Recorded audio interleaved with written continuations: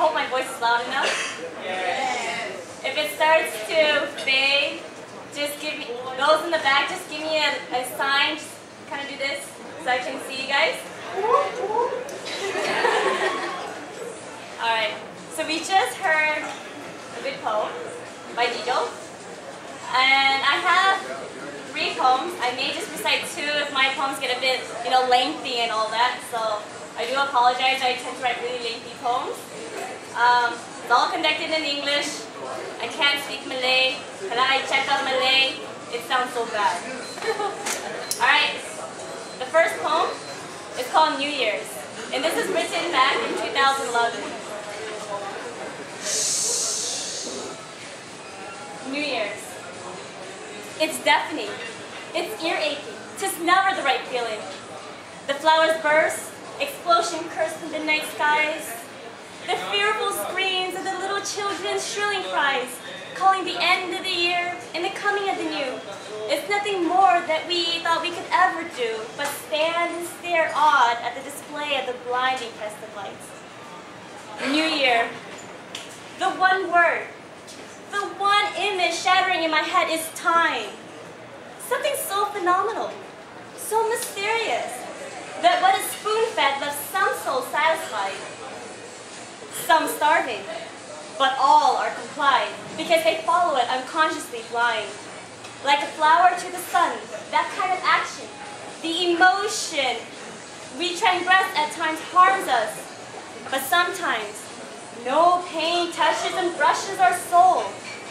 What a terrible thing that we possess within us, so unconsciously blind, time mocking each soul, and we as puppets dancing to its delight. Time is a flowing river, always running and never holding back, always gushing, always following God's every command. The lack of one has the faith, thinking time is on its own pace, of when it's really controlled by the highly supreme Lord of grace. Shall one then have the belief that New Year's is all for joy? Or shall one have the belief that New Year's is simply a decoy? A mask of colors, pulling our strings as we blindly dance as mad kites. Afraid not. We should never fear time, for 'tis pivotal to our lives as it determines our very own lifeline. For those who see New Year's as simply the fine time of relive and make do, I see it as a checkpoint. Through many obstacles I finally passed through.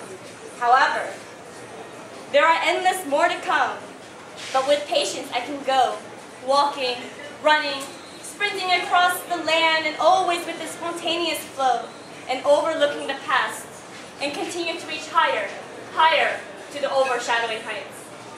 That's all.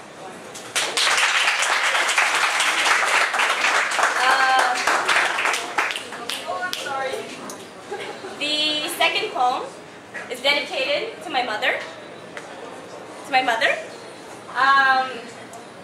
This is basically, I'll just give you a brief setting. As an adult, I know I tend to make a lot of mistakes. I'm not really as practicing as I should be, but sometimes it's really hard for me to wake up for morning prayers. So my mother, she still wakes me up though, which is kind of embarrassing because I'm 21. So this is dedicated to my mother, how much of a mother she is. Motherly. Up early, you wake me gently, softly speaking and squeezing me securely. Now welcome your gentleness, I turn away swiftly and continue on in my deep slumber comfortably. But you continue to lift my heavy eyelids forcibly by singing and chanting my name repeatedly, and shaking my shoulders or ever so fearfully, and you plead my heart to persuade my mind so passionately to just open my eyes and see the world vividly. Moments then, I race and see your eyes screaming fearfully.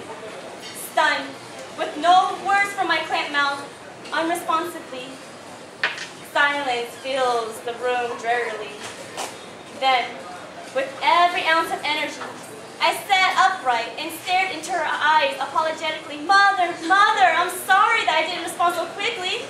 Please do not be so angry. Your heart is beating painfully. You, who still wake up this adult of your, you who still wake up this adult to pray so willingly.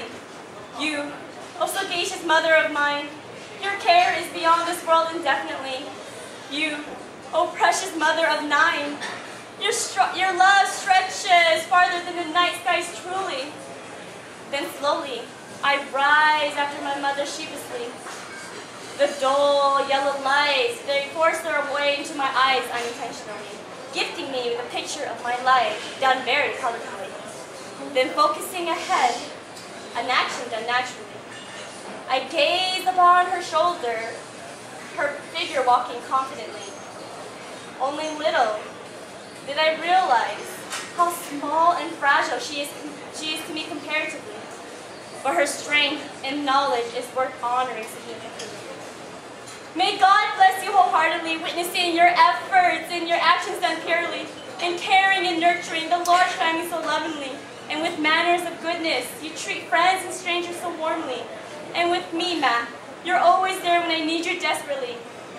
Even with 1,000 miles pulling us apart, your words are still echoing daily, clearly.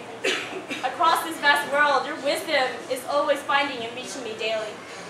Ma, can you forgive me for the mistakes I cause trouble unknowingly? Ma, can you forgive me for causing you pain, which I know causes you to cry terribly? Ma, am I the daughter you always dreamed of that treated you so kindly? Ma, am I the daughter whose name is worth mentioning under your breath when you recite your prayers so sincerely? Ma, my love for you cannot be uttered by my clumsy tongue, always moving unconsciously.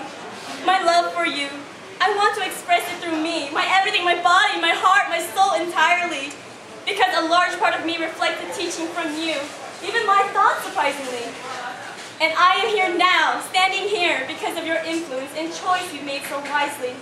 I thank you, Mother, for everything you've done for me, letting me choose freely, yet guiding me always to make the right decisions carefully, so that the eternal light shall be pleased and lead us to the straight path, all laid out beautifully.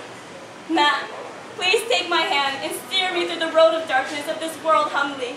Always in your grasp, I feel your strength slipping through my little hands, yours becoming mine to live on courageously.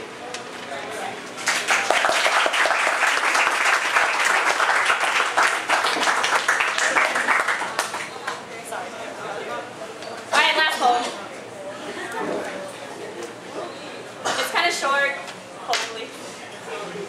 It's called The Garden's 4 Seasons of Life. I strolled through the gardens on an early misty spring morning, and my eyes were captured by the beauty of their sleeping. They will not be awakened without the call from their mother.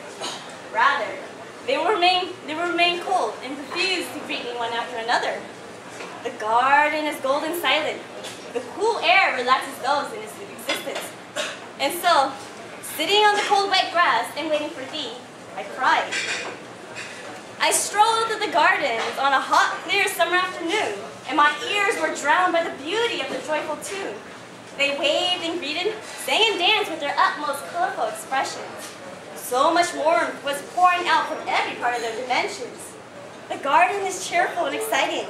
The air is warm and ever welcoming. And so, sitting on the burning black rock and waiting for thee, I sighed. I strolled through the gardens on a crispy, cold fall evening, and my nostrils were spiked by the beauty of their sensational breathing. They are soaked and drenched in the cold rain from the orange sky above, but they release a fresh and pure scent to share to those they can think of. And soon they will fulfill their endless duties, but they will continue to display their everlasting beauties. And so, sitting behind the soiled oak tree and waiting for thee, I hide. I strolled through the gardens on a bitter, frosty night, and my hands were frozen by the beauty of their sight. They tucked themselves under the large white sheet to rest in peace. Their colors have all been covered, and the snow continues to increase. The gardens are slowly being buried. My heart is left with them to be away carried. And so, sitting in the wet frozen grounds and waiting for thee, I died. Thank you.